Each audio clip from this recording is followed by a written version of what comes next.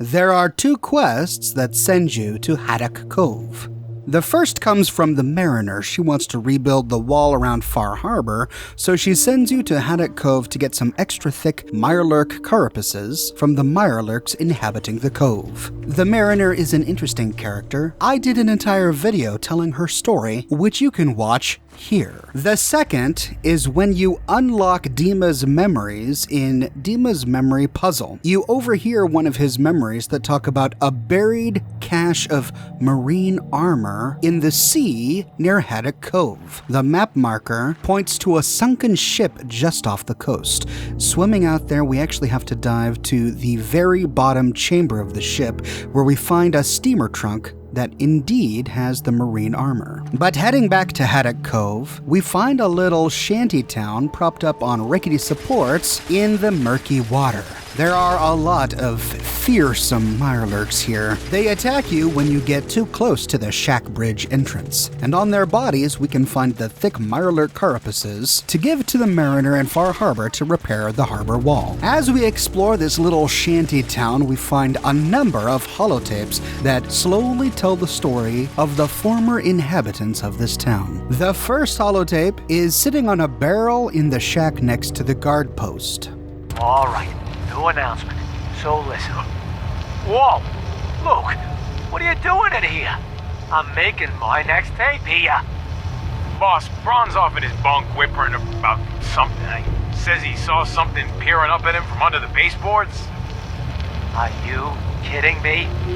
He's a grown man, for God's sake. He's too old to be jumping at the boogeyman. Maybe, but he's refusing to do his chores. On top of that, Rowan keeps hiding in the water and jumping out at him. Scares him half to death. Fine. Go round up those chuckleheads, and I'll have a talk with them both. This place would fall apart without me, I swear. Oh, for crying out loud, this thing is still recording. Luke, how the hell do you make this thing stop? Big red button marked stop recording. I knew that. Sounds like our good Husky is a little technologically inept. The next holotape is in the next shack with the red boat underneath it. We find it sitting on a square table next to a whole bunch of ammunition. This one is labeled Chores List. Okay, lunkheads, listen up. These here are the chores for the month. I'm only making one of these, so pass it around. And no, I will not be changing my mind again. So stop asking, Braun. Luke, you're in charge of fishing and cleaning fish and cooking fish. Just about anything to do with fish. That's your job, okay? Rowan, you're on building and repairs. Seems like some of the baseboards keep getting loose or torn up.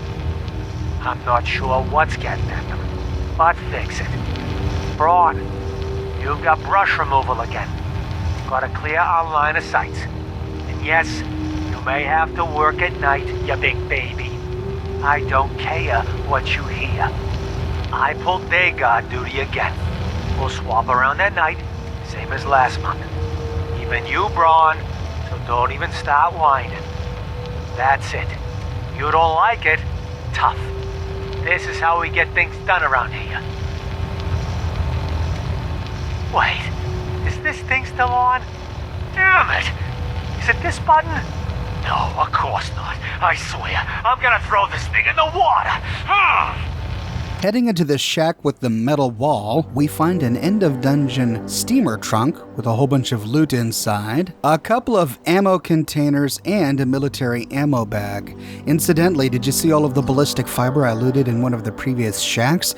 Yeah, you can walk away with a whole bunch of ballistic fiber just by looting Haddock Cove. This is going to be great for those of you who need it to add ballistic weave to your clothing. On a crate next to the steamer trunk is the next holotape, Husky Family Holotape. Hello? Luke, is this thing on? Yeah, boss. We're rolling. All right, good. Now get back to work. I can take it from here. This here is Bray Husky, leader of the Husky family, and rightful owner of the land previously known as Haddock Cove. And these these here tapes are mine as well. We've torn enough scrap wood and metal from the nearby houses to build an outpost on the water and really make a go of it here.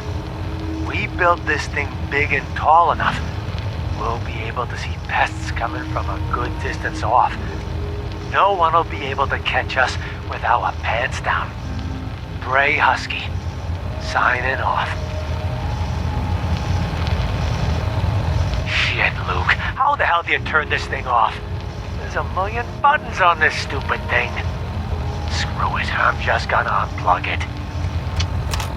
Okay, so we're getting a picture of the story here. Bray Husky is the leader of the Husky family. There's also Luke Husky. He seems to be the one who knows and understands technology. Luke was in charge of fishing, cleaning fish, and cooking fish. Rowan Husky, he was in charge of building and repairs. And Braun Husky, he did brush removal. He didn't like working at night. I guess he's afraid of the dark. Now, who are these chaps? Are they really a family? Well, we don't know for sure, but I'd think that they are likely former trappers. First, they have a rather dour demeanor. They don't treat each other with a lot of respect. Second, they're all men. Usually if you've got a family, you've got at least 1 or 2 women in the group. And as we know, trappers are all men in Far Harbor. There are no female trappers. And Bray refers to the others as lunkheads. They're all kind of lazy, scared of the dark. They see eyes in the water beneath them. He's got to whip them into shape. My guess is that they're former trappers. Maybe they've become acclimated to the fog like old Longfellow and are no longer crazy. Instead, they decided to set up this shantytown in Haddock Cove. They made the town tall so they could have a good vantage point for sniping creatures that come to attack, and here they do all of their fishing for survival. When we explore the final shack, we find the final holotape, simply labeled holotape.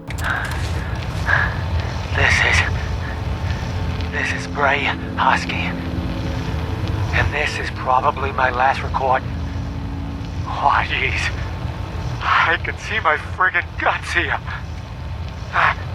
They came up from underneath us. Big, huge freaking mirelurks. Tons of them. The dead fish and chum must have lured them to us. Oh, God. My leg. The rest are dead. All dead. Luke got pinched right now. And I saw Rowan screaming while another one pulled him under. His eyes. Jesus, his eyes.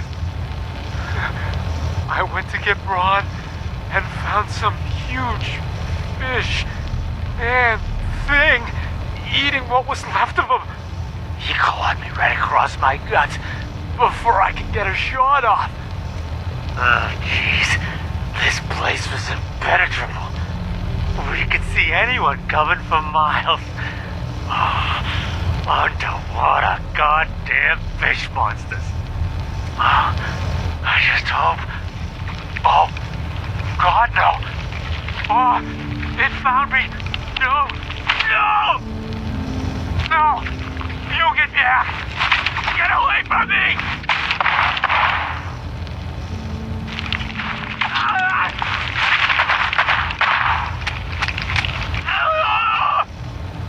Oh, God!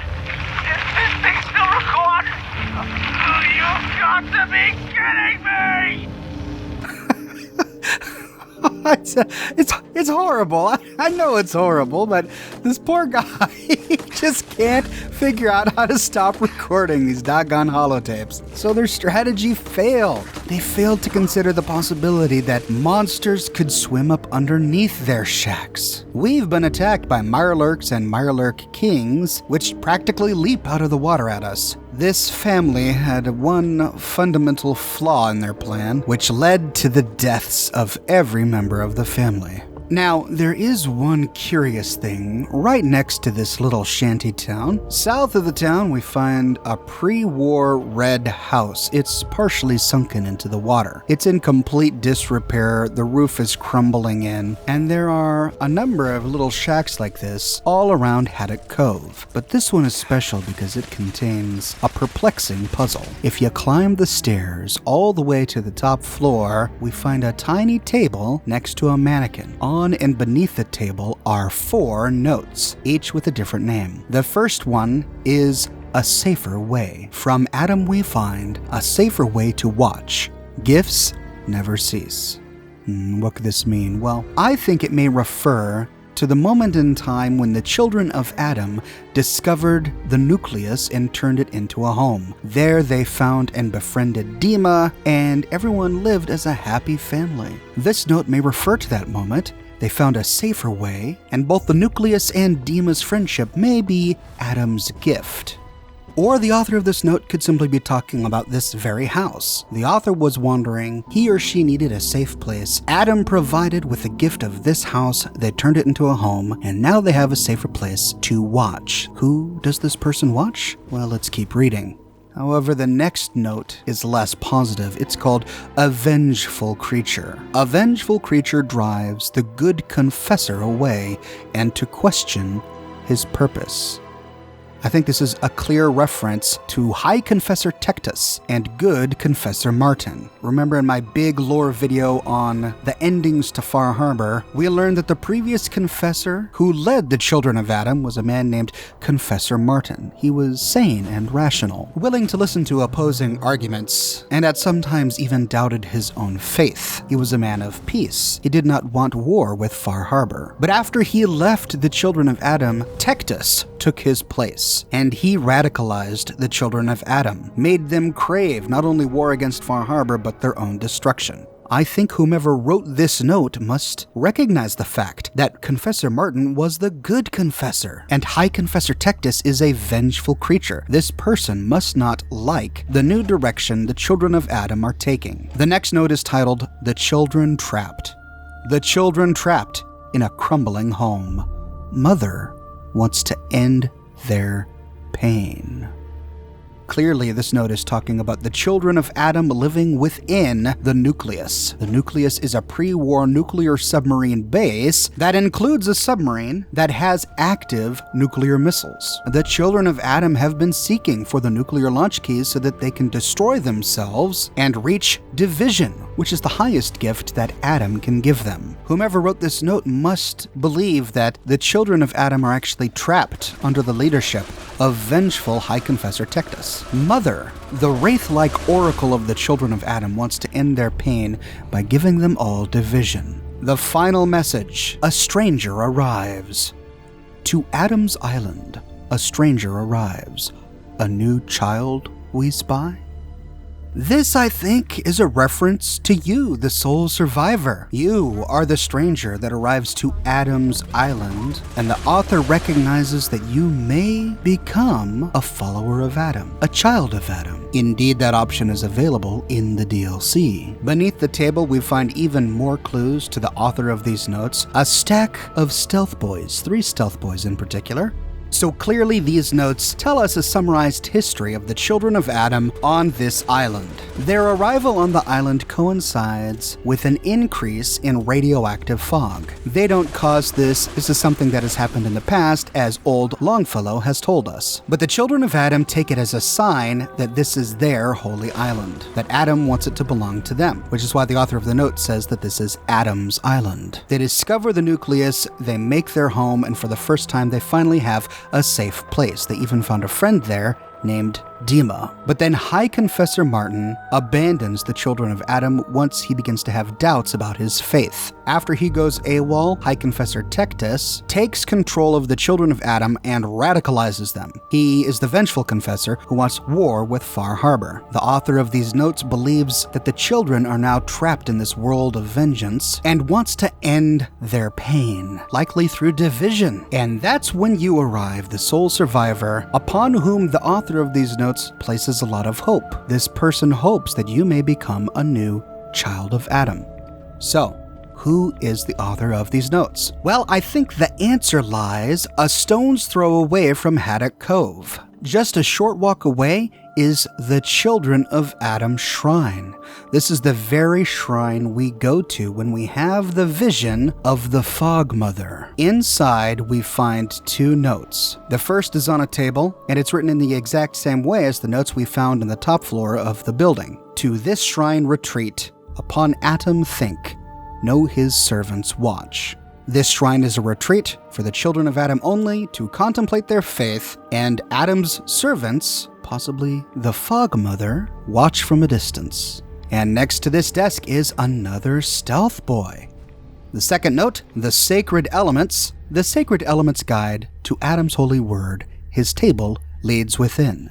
This is a clue that we're supposed to use the periodic table of the elements on the nearby wall to divine the password to the terminal. But of course, the password is actually written on the side of the locker. Mother. I believe that all of this evidence points to Mother as the author of the notes at the top of the shack. Yes, this must mean that Mother is a real person, as evidenced by the stealth boys. I doubt very much that stealth boys would work on supernatural creatures. Ethereal supernatural creatures probably don't even need stealth boys, but whomever wrote these notes does. The notes in the shack share a similar format to the notes in the shrine, and it was Mother herself who led us to this shrine during the vision we got after drinking the irradiated water. I covered this topic in greater detail in what is probably my very first Fallout 4 video, which I published over a year ago, called The Fog Mother. In that video, I go through the entire Fog Mother encounter and talk about who she might be. I think it's clear from what we find at Haddock Cove that she's a real flesh and blood human being who can't turn invisible without the aid of stealth boys, who sleeps because there's a sleeping bag at the top floor where she likely lives. The only question remaining is, how did she know to arrive the very moment you drank the water? Well, we learned both from the notes in the house and the notes in this shrine that this mother person likes to watch. She likes to find a safe place to watch. She tells you in the shrine that she's constantly watching. You, the sole survivor, piqued her interest the moment you landed on this island. It's likely she's been watching your movements ever since you arrived. She was watching when you went to the nucleus for the first time. She was watching when you went to the spring and drank the irradiated water, and she chose that moment to drop her invisibility cloak from the stealth boy so that you could see her, so that she could lead you to this shrine where you would find the Mother icon, which is the proof you needed to gain access to the nucleus and earn the trust of the children of Adam.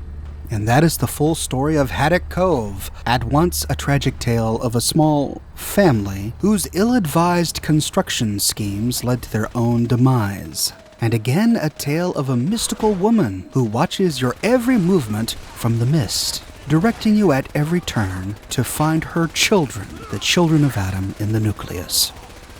That is my theory, ladies and gentlemen. Do you have a competing theory? Can you find another explanation for the cryptic notes that we find in the attic of that building? Let me know in the comments below. I read all of your comments and I use them as inspiration for my future videos. I continue to tackle Fallout 4 vanilla lore, but I'm also going to be stepping into both Far Harbor and Nuka World. So if you don't want to miss my videos on those topics, be sure to subscribe and click that little notification bell button to get notified when I publish my next video. And I'm pleased to announce a brand new design on the Oxhorn Teespring shop. This was the top rated design on the poll that I sent out to the community earlier this month, and the winner was Liberty Prime. Democracy is non-negotiable. This is a completely new piece of artwork that Teespring designed just for this community, and it's available on shirts, mugs, and a whole bunch of other cool stuff. I've got a bunch of other designs, Minuteman, Railroad, Brotherhood of Steel, and Institute, in case you'd like to browse around and find something that you like. So check out the shop. I'll link to it in the description below. And if you'd like to vote on the next shirt idea, I provide a link to the poll in the description below as well, so that you can cast your own vote. And if you like what I do and you want to support me in a more personal way, consider becoming one of my patrons on Patreon. Patreon subscribers gain access to a private channel on my Discord server, as well as a bunch of other cool Oxhorn perks. But more than anything, ladies and gentlemen, I'm just so glad you're here watching this video today. Thank you so much for watching, and I'll see you tomorrow morning, bright and early, with a brand new video.